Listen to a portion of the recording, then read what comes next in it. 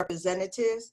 I am also your host for tonight's first Congressional District Democratic Candidate Forum. I would like to start by thanking all of you for joining our forum tonight, and I pray that you and your families are safe and doing well during this crisis. Thank you also to our candidates for agreeing to participate. Tonight, we will begin with a 2-minute introduction from each candidate. Then we will begin asking questions which have been submitted by community members prior to this forum. If you have any questions you would like to ask, please submit it in the chat section on the bottom of your screen. Each candidate will have 90 seconds to answer each question. Bonnie Hunter will be keeping our time and displaying the green card while you are speaking. She will display a purple card, giving us 20 seconds to go. And then she will display a pink card saying that your time up for speaking. We ask that candidates please respect the time limits so that we can keep our forum moving along and to get as many constituent questions as possible. We will now have our candidate introductions. All 3 candidates will be running against each other for the Democratic nomination for this position. The election will take place on June 9th with early voting beginning on May 18th. Please make sure you are registered to vote and submit your absentee ballot application immediately.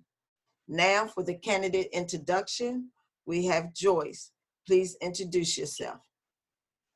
First of all, I would like to thank you all for sponsoring this forum, and good evening to the public.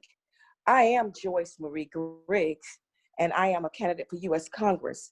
And just a little about myself, I originally grew up in Bethel, North Carolina, and at the age of 17, I went off to college, and I haven't been back since. So I call Savannah home.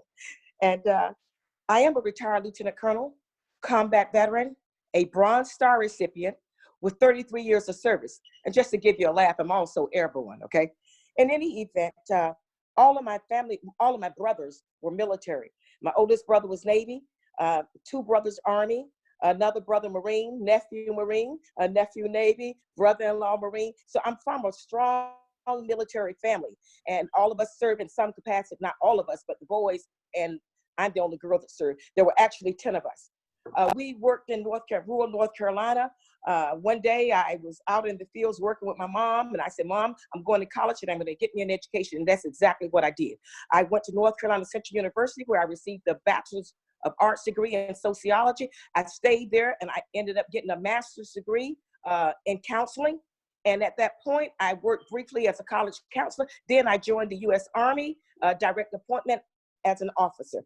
I am an intelligence officer, and I've served in various capacities in the military on the state, on the local, national, and international level. I've had 3 deployments to Iraq. As I said, I was an intelligence officer, and I've had numerous leadership positions in the military and also in the civilian sector. I am a former trial lawyer. I used to practice throughout Southeast Georgia, and I am for the people. There are a myriad of issues that are facing us right now, particularly this pandemic. We've got to come up with a solution where all people can have health care, where people can eat, get jobs. Unfortunately, we're in a sad scenario because of what's going on with this pandemic. But I'm Joyce Griggs, and I want to be that strong voice in Washington, and I am for all people, and I understand the struggles and the issues that face everyday people. And so, again, I'm Joyce Griggs, and I will fight for the people. I can't be bought, and I can't be bribed, and I am a warrior for the people, just as I'm a warrior in the military. I'm a warrior in the civilian sector, and I promise you, I will be that strong voice in Washington, D.C., and continue to be a warrior for the people of the 1st Congressional District of Georgia. Thank you. Thank you, Ms. Griggs, for that wonderful introduction. Thank you for your service. I'm also a fellow military vet. I served in the Navy. So thank you for that introduction. And now we will have Ms. Barbara. Please introduce yourself. I am Barbara Seidman, number 4 of 10 children. I'm a grandmother. I'm a business owner. I have a BA degree in early childhood education. I have been a people person all my life. I know nothing but how to serve people. I'm very religious because I believe in God. And when it comes to people in this district, healthcare is so important to me because without it, I wouldn't be here. Education, because of my 6-year-old, we must educate our future. My 6-year-old and everybody else 6-year-old and beyond. The economy, we have got to work together to create quality jobs, high-paying jobs, lifestyle wages. My family, I'm from a military background, even though I never served. My brothers, my 3 husbands, I've been widowed twice. And when it comes to this district, whatever Barbara Seidman has to do, Barbara Seidman will do. And I will tell you this, I cannot be bought. I will not be bought. And when it comes to working with people, I will work with all parties to acquire what we need in the 1st Congressional District. I am Barbara Seidman. I am your next representative. Thank you. Thank you, Ms. Seidman, for that introduction. And then we will have our last candidate, Ms. Lisa. Please introduce yourself.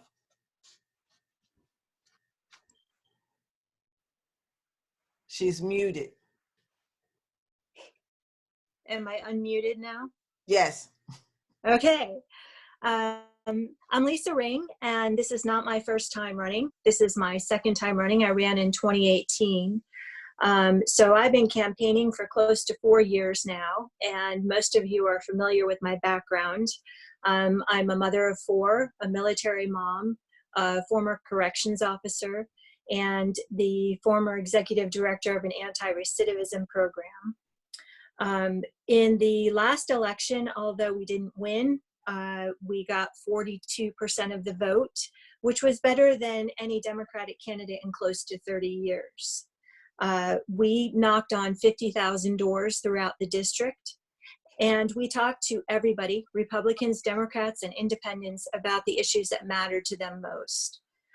The reason that I'm running for office is because I believe it's time that people are empowered, that people stand up and become involved in what's happening and speak out. We have so many issues where people have not been served. Our political leaders are out of touch. They're out of touch with the issues that affect us most. I'm fighting for issues like healthcare for all, addressing climate change, workers' rights and a living wage. There is no issue that is not important. But most important is that nobody in this district gets left behind. We need policies that meet the needs of people, and that's what I'm fighting for. Thank you, ladies, for all of your introductions. They were very good ones. Now we will start with our questions. How would you rate the way Congress has handled the current COVID-19 crisis, and what would you do differently? We'll start with Ms. Seidman.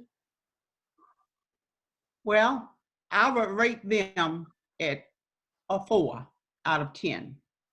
Because when they gave all the money, they really didn't give a clear way to use it and how to disperse it. When they dispersed the money, I was thinking it was going to be because they was trying to help the people in the economy. But they gave money for the wrong reasons, and they didn't give it properly to the people that needed. People that wasn't working should not have gotten as much money, and the working people should have gotten more money. And I believe on the second wave, they should care about the little business, the small businesses, because those are the businesses that's going to suffer the most. The rich people don't suffer. It's us people that does not have big bank accounts that suffer. And I think Congress should think about all the people as a whole instead of just the rich people or the middle class people. Thank you. Ms. Ring, that same question to you. Well, so when we're talking about Congress, we're talking about different individuals, and we're talking about the House and the Senate. So the House, which is democratically run, has put forth legislation, and some has been passed and some has not, in order to help people. The Senate, on the other hand, has been blocking most of what has been put forth. We have another bill moving forward, hopefully on Friday, that would provide more relief. Has it been adequate? No, it hasn't. And one of the issues is that we have an administration and state governments who are not taking this virus seriously and who are not doing what needs to be done to protect people, to keep them safe, and to allow them to make it through this without financial devastation. There's so much more we can do. We definitely need to have more stimulus money going out. We have to be supporting small businesses, and it needs to get into the hands of the right people, not large corporations. We can do more to protect renters and folks with mortgages. We also should be doing something about student loan debt at this time. But the most important thing is that we protect people while they stay at home, and that we don't make them choose between being safe and having to go to work until we have a grip on this virus and until it is safe for them. I think that what this has highlighted for us, probably the most important issue, is that we have a problem with healthcare in this country. There are many people in this country who do not have health care or do not have adequate health care. And at a time like this, when we need a system that meets the needs of everybody in this country, I think it is most apparent. So I believe Congress needs to do a better job, but we also have to recognize the people who have been fighting for us and will continue to fight for us. Thank you, Ms. Ring. Ms. Griggs, the same question. Okay, thank you very much. First of all, before I answer that question, I want to make one point. Ms. Ring indicated that she had made a run for this position 2 times. Okay, I also ran twice. And as some of you may know, in 2000, I ran for U.S. Congress against Jack Kingston. And as you know, they conveniently changed the district. They redrew the district because I had made such an outstanding run and had never run for anything. So they wanted to make sure they redrew the districts and make sure that a Democrat will be very difficult for a Democrat to get in. But in any event, reference this question, how has Congress handled this pandemic? Overall, there's some good and there's some bad. Overall, I think they've done poorly, especially those that support Mr. Trump. Everything he says, I mean, they basically have a fought against it. Now, they did work very hard to pass that first stimulus bill. From what I understand, there was thousands of pages, and basically most of the people didn't read it. And I think that's unacceptable. They must read it. I realize this is a pandemic, but they should have read that bill, because also they try to tap on a lot of extra things that were not important or germane to the subject at hand. Now, what I would like to say is that I feel overall that they did a pretty poor job in handling this pandemic. Especially with the economic packages that they sent out. The small businesses did not, most of them that I know of, did not get any money. But I have not heard our present congressman speak against it or say what he's going to do about it. Number one, the money unfortunately went to the larger businesses, not to the people that need it. The mom and pop stores. There's a lot of mom and pop stores. And on this note, I think we need to redefine what is a small business. Okay. Now, the question was also, what will we do as far as what would we do during this pandemic? What could, as a congressperson, I think Congress should push to further the ACA, Affordable Care Act. I think they should leave it open so that people can sign up, because as people lose jobs, they're not going to have any insurance. Also, we need Medicaid expansion in Georgia. We need money from the federal level to give to the state level for Medicaid so we can expand that process, okay? And because a lot of people, as I said before, are out of work, and they're going to be out of work because it's this pandemic. Some of them will not have jobs to go back to. But overall, I think that Congress did a very poor job, and I would push to expand, get money to expand Medicaid, and then also push to have open enrollment so people can sign up for some type of insurance and get rid of the copays and make sure those with pre-existing injuries can get it. Now, the Congress did waive the fees on testing for the people. So that was great, but there needs to be more done because there's so many people without health coverage. Thank you. Thank you, ladies. One thing, candidates, let's be mindful of the timing. We have to move right along. Thank you for all your answers. The next question, how would you make health care available to everyone and how would you pay for it? Ms. Ring? Well, from the very beginning, I've advocated for a universal single payer healthcare system. Its time has come. We are behind other industrialized countries. This is something that we need to do. The question is always raised, how will you pay for it? But that is really, it is something that is thrown out there to try to make it seem like it's not feasible, it's not possible. The reality is we are already paying for an expensive healthcare system that does not meet our needs. If we were to transition to a single payer system, we would be saving money by using that single payer system.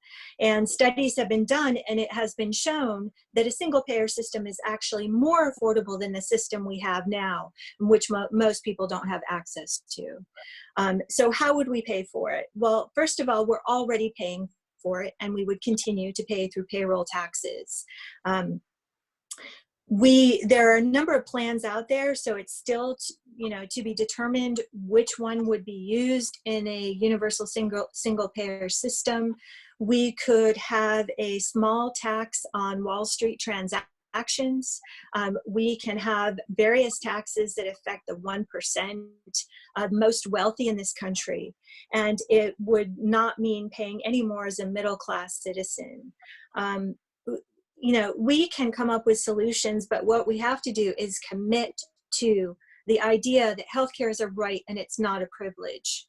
Once we do that, we can work out exactly what the details should be. And there are a lot of good plans out there, and some that have been proposed through legislation for decades now. So it's time to get in gear. As a country, we can afford anything that we make a priority to afford. So we have to stop using the excuse that something is too expensive, and we just need to implement something that is going to cover everybody. Thank you, Ms. Ring. And for those viewers who are just tuning in to our forum, if you have any questions to any of the questions or to the candidates that you haven't heard tonight, any questions that you didn't hear tonight, please submit your question through the chat room. Thank you. The same question to Ms. Griggs. How would you make healthcare available to everyone and how would you pay for it? Well, that question has been around for a long time. And unfortunately, we don't have a solution to date. However, I want to point out that with the Affordable Care Act, we did make great strides in providing affordable health care. However, as most of us know, there were problems and glitches with it. And I say what we need to do is to continue to work the Affordable Care Act and tweak it so that we will have a viable healthcare program for the people. Now, one key thing is there's a lot of considered poor people in America. Medicaid, which is a state level program, should be expanded at all costs, especially during the time of these pandemics, okay? Also, we definitely must, whatever we do as far as healthcare, we must make sure we include those with pre-existing injuries, illnesses or injuries, okay? Now, during this time, I think right now Congress can come up with a comprehensive plan to enact critical policies that will protect the public during the course of this pandemic by increasing the availability of affordable insurance options and supporting healthcare providers, especially the vulnerable patients, okay? So how will we do this? Actually, I've done a lot of studying on this too. It said it's gonna cost a lot of money. Okay, where do we get that money from? We're already in trillions of dollars of debts in America. Well, some will say, well, taxes. Yeah, more taxes, right? Well, guess who will get hit with the most taxes this time? It would be the middle class. And again, our middle class is disappearing because they're hit with so many different things. I believe we must come together and work together across partisan lines, come up with a comprehensive healthcare program. Is it universal healthcare for everybody? I don't necessarily think so, but I do believe we can come up with a program that would cover the majority of Americans, because especially now, as I said, we need health care for people. They need health care, and especially in these rural areas, okay? We need to do something about these rural areas. For example, getting additional doctors, finding some type of way for paying or offering incentives for doctors to go to rural areas. I don't know if you all know, but Georgia is the most dangerous place to be pregnant. There's the highest mortality rate, and that's in Georgia. Thank you very much. Thank you. And Ms. Seidman, this same question to you. I believe we should keep the Affordable Care Act, but we have qualified health centers. They are funded by the federal government. I choose to go to a federally qualified health center. I can go to any doctor I want to, but you have everything you want at these qualified health centers. And you go on a sliding fee scale, anywhere from $10 to $100. It don't go past $100. And you have your primary, you have your testing, you have your podiatrist. If you have underlying problems, you have doctors that address those issues. You have your medicines. You have all of this at qualified health centers. They say, who's gonna pay for it? Well, if you go to the federally qualified health centers, you'll get good doctors, because there'll be more doctors going up under the qualified health centers, because they don't have to worry about the malpractice insurance.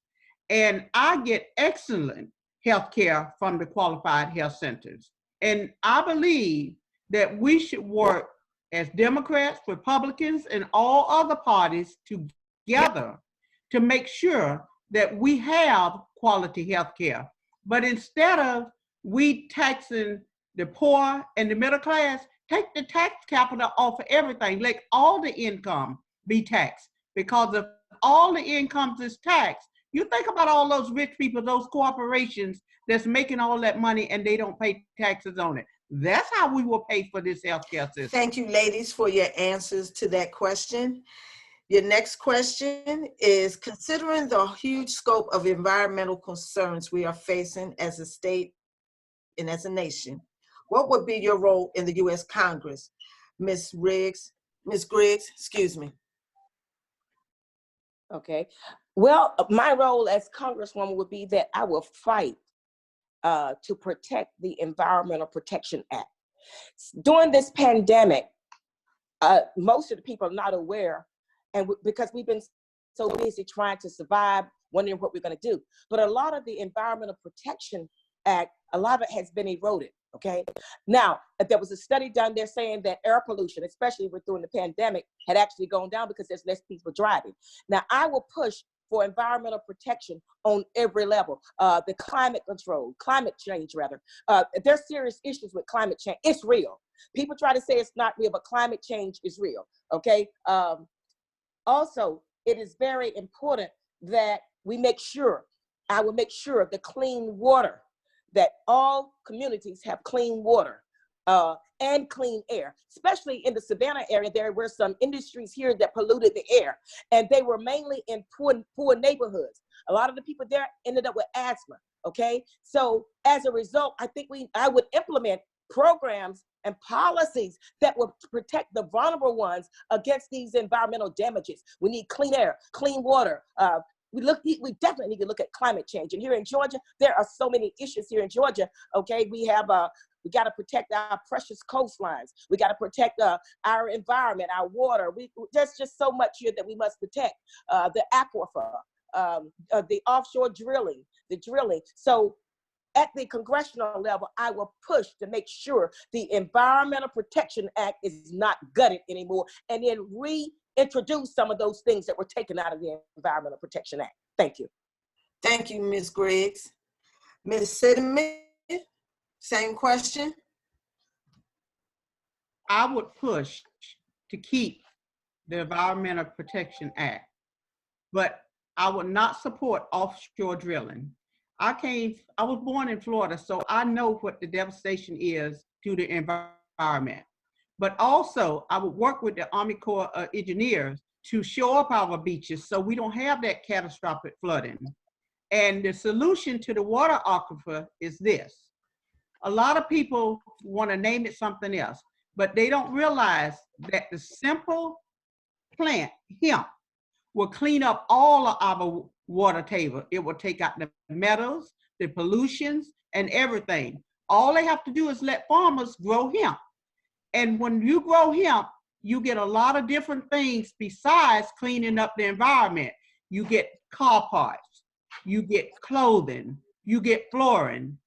When you know what you can do to use alternatives so you don't pollute the environment, you can do a whole lot. Trust me, investigate, research, see what hemp can do for this environment. It will clear up a lot of things that people don't realize it will clear up. Thank you, Ms. Seidman. Ms. Ring, same question. Here in the 1st District, we have a congressman who believes that we should open up the Georgia shores for offshore drilling for the first time ever.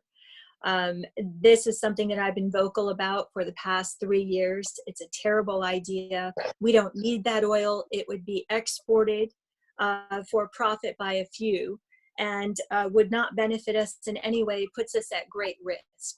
So the first thing we need to do is not allow offshore drilling off our coast. On top of that, we do have to do something about the regulations that are being rolled back daily. It is important that we keep corporations in check and we are protecting not only the environment, but its inhabitants. I have a plan also to make the coast of Georgia the hub of clean, renewable energy sources. Included in that plan is bringing jobs to rural areas of this district, but throughout the district, in things like the solar industry and wind industry, and doing research in new technologies like tidal and wave energy. We can be global leaders in transitioning to 100% clean, renewable energy sources.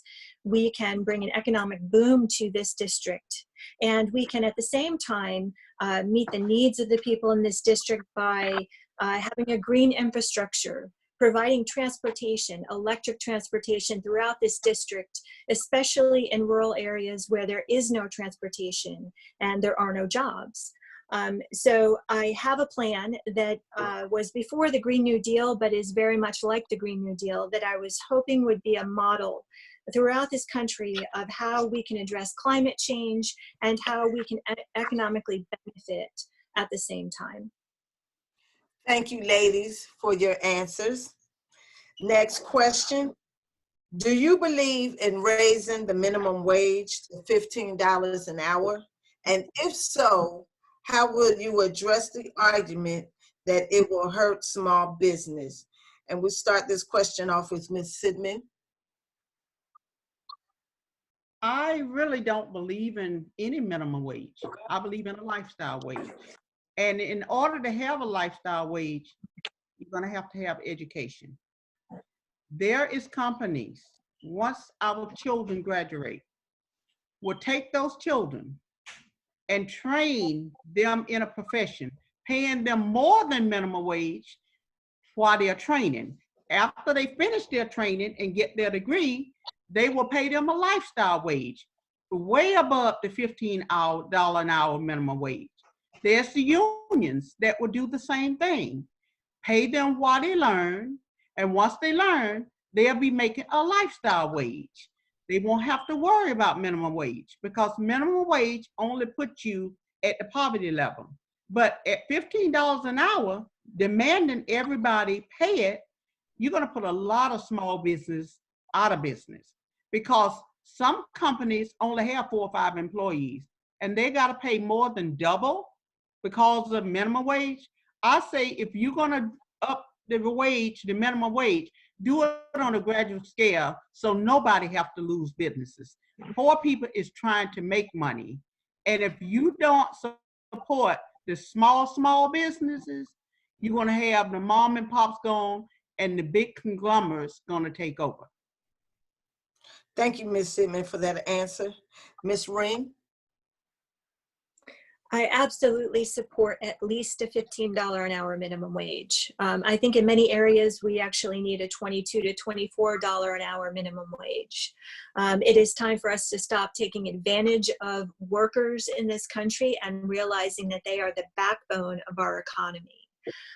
It has been proven in areas that have raised the wage that once employees have money in their pockets, they spend that money. So they circulate it back into the economy and it benefits those businesses that are paying them more. So it's true that there's a disparity there between large corporations like Walmart would be able to afford to do something like that immediately. Smaller businesses might have some trouble paying their employees.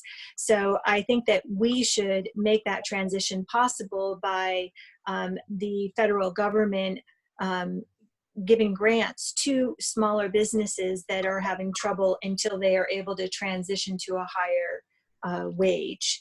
I think that with that assistance and with more money going into the economy in workers' pockets, that this is a successful plan. Thank you, Ms. Ring, for that answer. Ms. Griggs? Yes, thank you very much. I believe that we must have a living wage. And if that means $15 an hour, then we should do that. Okay, let me just point out that the federal minimum wage has been $7.25 since 2009. Okay, however, several states and some cities have passed laws requiring the $15 minimum wage. Okay, and some major corporations have also done the same. Now, I know some are saying that it will hurt small business. And again, I think we need to redefine what is a small business. According to the stimulus money that went out, a small business was someone with 500 employees or less. Okay, well, what about the mom and pop store or those with 4 or 5 employees? Yes, the $15 an hour will hurt the small business. My suggestion is, my proposal is that we give the small business a tax break. Okay, give them a tax incentive to give this $15 an hour. Just like, for example, a lot of businesses can get tax breaks and tax incentives for hiring convicted felons and other people or those that have been long-term unemployed. But I believe it is imperative for people to live and to have some type of decent living lifestyle, is they gotta have more money. So I'm in support of $15 an hour. And I believe, again, like I said, that we can perhaps give the small business a tax break and then redefine what a small business is. There's money at the federal levels that can be brought back down to the local level. And as Congresswoman, I will look for every penny that I can to get back down to the local level, because we have a lot of poor people in this district. They are living, some of them are living below the poverty level, and that should not be. This is not a third world country. This is America. So I support a living wage. If it be $15 an hour, that's fine. But you know, I was reading where they were saying that even $15 an hour in 2024, it'll only be worth $13 an hour because of inflation. Now, let me just briefly say this, and I'll be quiet. I was reading this study from University of Berkeley out in California. They said a $15 an hour minimum wage won't slash jobs in low income areas. Okay, what they said, it will also help to reduce poverty. Crime and poverty go hand in hand.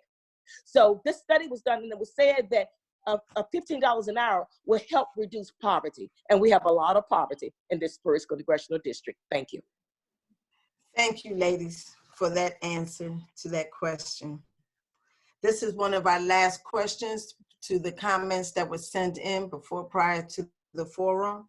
What is one of the main issues in this election, and what is your vision to address this issue?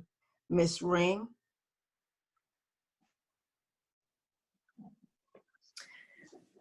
So we already talked about the issue that is most pressing at this time, and that's healthcare for all.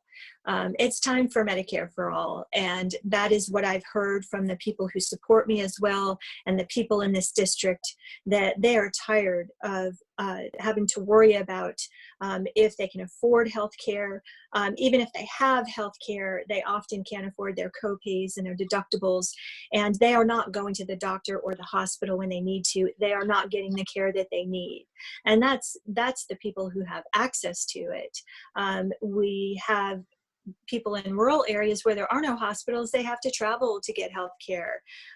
There are counties in the state of Georgia that have no OBGYNs. We have a healthcare crisis in this country, and it is my commitment to fighting for a Medicare for all system in which every person has healthcare from birth until death, no exceptions. Thank you, Ms. Ring. Ms. Griggs? Yes, thank you very much. During this election, of course, there's a lot of issues.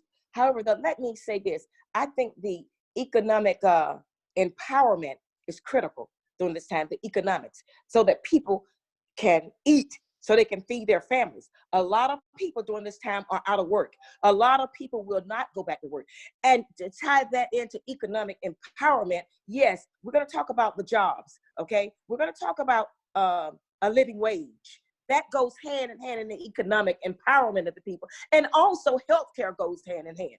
If a person does not have the money, the way things are right now, they can't even get health insurance. Okay, so they've got to have money. They got to be empowered economically so they can make a living for their family and their household, and also so they can afford health care.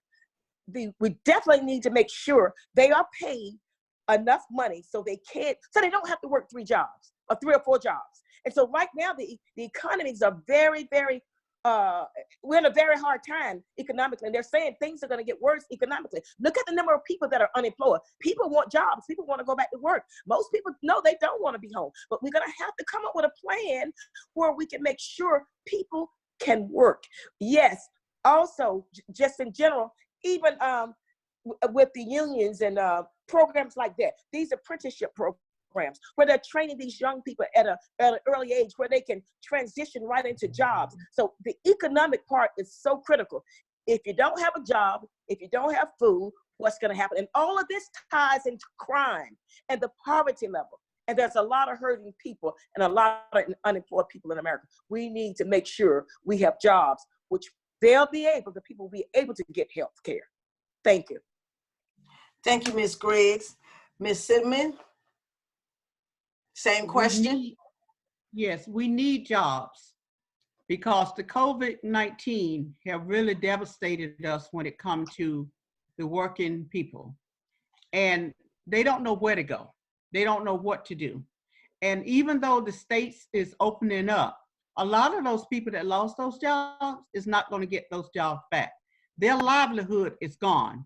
This is where we politicians and state reps and federal reps, this is where we come in. We have got to fight our own government to make sure that our district people is taken care when it comes to jobs and wages so that they can have a living to feed their family. We also got to make sure that those same people that's going through this COVID-19, that's ill and everything, can have proper medical care. And again, I will say, qualified health centers, you can get all the qualified health care that you need by going to these qualified health centers.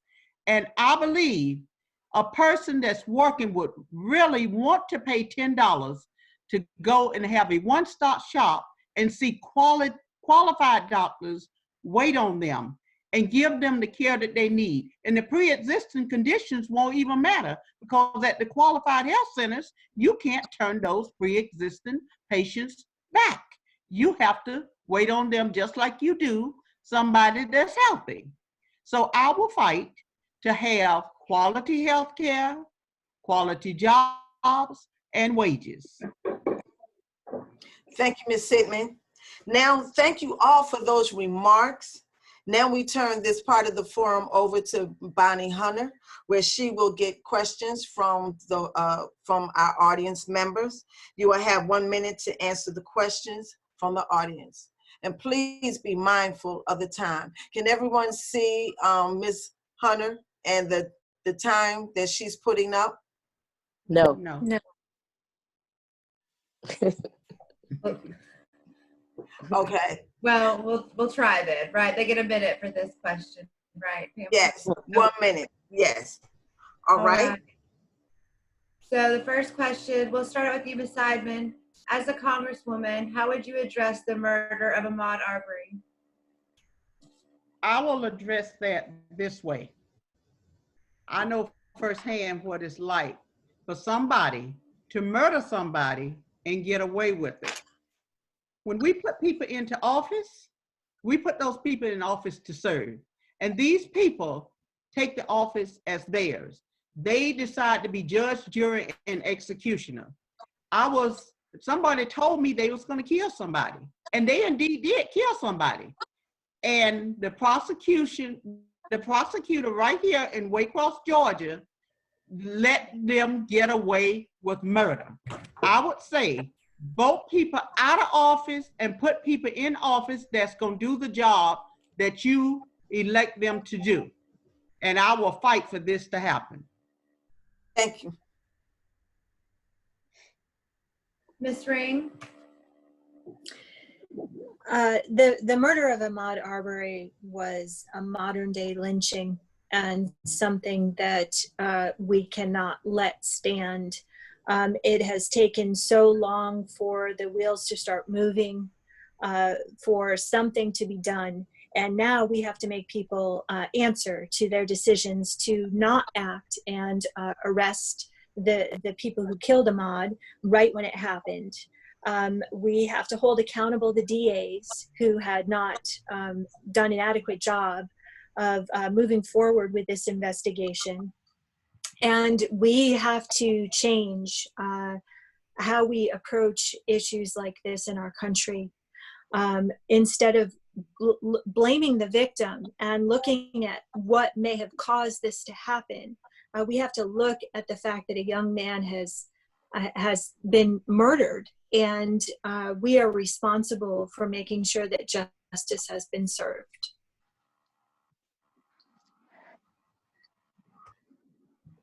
Ms. Griggs? Yes, thank you. The murder of Arbery was an absolute travesty. It is sad that this happened in 2020 in America, okay? What I want to say is that this incident has caused a further division among us as people. We must realize that there is more that bring us together than separate us, okay? What needs to happen is that they need to make sure that they hold them accountable and don't cover up anything else, and I don't think it will be. I want to point out a couple of things. What Arbery did, we have state laws in the book in Georgia. There are also federal laws called hate crimes, okay? But all of this, I believe, was created by President Trump because of all the hatred that he spews out against people. But they should be prosecuted at the highest extent of the law.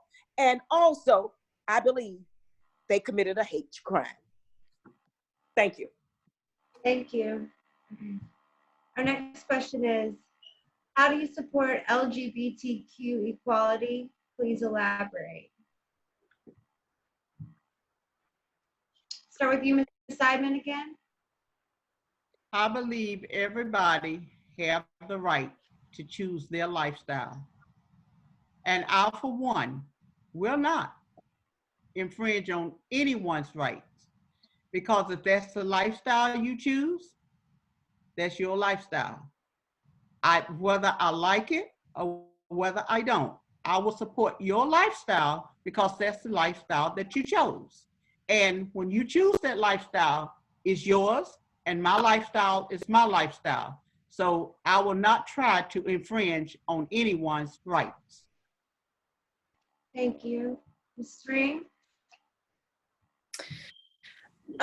Well, we have to do more than just allowing people to live the lifestyle that they want to live. We have to protect everybody from discrimination. And I think that that is the most important thing that we can do. Pass legislation that makes it against the law to discriminate against somebody based on gender, sexual identity, gender identity. And I think the most poignant way that we can do this also is by not allowing so-called religious freedom legislation to be passed, which is pretty much allowing people to discriminate against other people. It is a dangerous trend. We should not start it at the state level, and we certainly should not do it at the federal level. Thank you. Ms. Griggs? I believe in equal rights for all people. And again, people should not be discriminated based on sex, religion, or origin, or national origin. That just should not be. Now, we fought a lot of battles here in America. We fought a lot of battles abroad so that people could enjoy the protection of the Constitution of the United States and also of Georgia. Now, there are federal laws on the book that will punish those that discriminate against individuals, the LGBT, for example. And I'm, for one, I would never discriminate. I would never hurt someone because of their preferences, okay? Whatever their preferences may be. Because as an African-American and also as a woman, I have endured some severe discrimination and ill treatment by some powers to be that did not believe I should have been in certain positions, or that did not believe I had a voice. All people have a voice. This is America. And again, I say there is more that bring us together than separate us. I am for all people, and I believe in equal rights for all. Thank you. Thank you, ladies, for your answers. We are just a few minutes away from our concluding remarks, so this will be our last audience question. Right. Recognizing that significant budget cuts must be made, as our Congresswoman, what will be your one non-negotiable with budget cuts? I humbly ask you to keep it simple. Ms. Seidman, you want to go first? Well, I really don't, but if I have to. We're going to mix it up this time. We'll start with Ms. Ring and we'll come back around. The only budget cuts that I would push for is the welfare and handouts to corporations. We need to stop, funding corporations making billions of dollars in profit, while the rest of society is fighting for the scraps. So I don't believe in cutting social welfare programs, and I believe that we as a country can afford to take care of people, to assist people to live the best life that they can live. It's a matter of shifting our priorities and not making the wealthiest people in our country take advantage of our system. Thank you. Ms. Griggs? Okay, thank you very much. To me, non-negotiable budget cuts, of course, would be definitely Medicare and Social Security, and particularly Medicare. If you look at your paycheck, okay, you pay into that, all right? And that should not be touched. And also the military should not be touched. There's just some things that should not be touched. And also, as I said, the Medicare, we need to make sure that we do not cut programs that provide health care to the vulnerable communities. There's a lot of vulnerable communities out here, okay? Now, I would definitely push to cut handouts to Wall Street. And there's been a lot of those. Instead of Wall Street, we need to take care of Main Street. And we should not cut anything, any other budgets, any other monies that pertain to the people. Thank you. Thank you. All right, Ms. Seidman?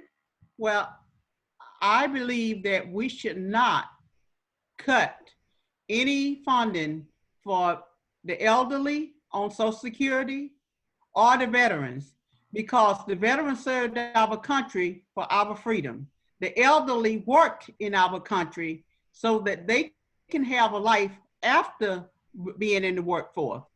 And I believe that we should do everything we can to stop government waste so we will have the money to support our elderly and the social programs that's needed and our veterans. Thank you. Thank you. Thank you, audience, for your questions, and thank you, Ms. Hunter. We now want to give each candidate 1 minute to make concluding remarks. Ms. Seidman, we'll start with you. Well, I'm running for Congress because, like I said before, because I believe in people. We are the people of the United States of America. and working together, not just as Democrats, not just as Republicans, all parties, all people in this district and the United States of America, we can be a model district for this state and this United States. And I believe working together, we can be all that we can be. Thank you. Thank you, Ms. Seidman. Ms. Ring? I never wanted to run for office. Through my organizing work in 2015 and 2016, it became apparent that this district had no leadership, that our current congressman was running unopposed, and there was nobody to run against him. So I stepped up to run for office, and we worked really hard. We didn't win, and I thought that that would be the only time I would run. I would not run again. However, after Election Day, when I assessed the situation and I saw how far we had come, how many people had supported our work and gotten involved, and how energized we were as a district, I knew that I had to run again. Voter turnout in the last election was up by 11% in this district. We knocked on 50,000 doors. We worked really hard. And my goal in the 2 years since then has been to build upon that work and to reach the people that I wasn't able to reach in the first 2 years. So we continue that work. I am grateful for all the people who have supported this campaign, and I encourage you to be involved in the political work that is happening in this district. We need you. We need you to stand up. We need you to have a loud voice and make your needs known. It is time for us to have a government of the people and to have a representative that actually represents our needs. Thank you, Ms. Ring. Ms. Griggs? Thank you very much. As Congresswoman, I will make a difference for the 1st Congressional District. Having the experience that I have on the local, national, and global arena, I am ready and I am prepared to take the fight to Washington, D.C. for the people in the 1st Congressional District of Washington. I know the struggles of the everyday people. Lack of health care, lack of jobs. Oh, there's so many issues, environmental issues. But I am ready and I am prepared to take that fight to Washington for the people of this district. You need a strong voice in Washington that will articulate your needs, that will not back down. And I am that strong voice. I have been a warrior, both in the military and in the civilian sector. I have been proven. I am combat ready. From combat to Congress, I'm ready to fight for you. Vote Joyce Marie Griggs for U.S. Congress, 1st Congressional District. I'm ready. Thank you. God bless you. God bless America. And thank you for this forum. Thank you, lady candidates and our constituents. We had a very good forum this evening. I hope that all of y'all have heard all that they had to say and understand more how this voting goes. And for those out there who are listening, who are first-time registered voters, please get somebody else and bring them along and vote and encourage everyone to vote around you. Thank you all for your thoughtful answers and questions. Please stay tuned for more upcoming opportunities to meet our candidates. Remember that the primary election is Tuesday, June 9th, and early voting begins on May 18th. Thank you again for coming out tonight, and continue to have a blessed evening. Thank you. Thank you.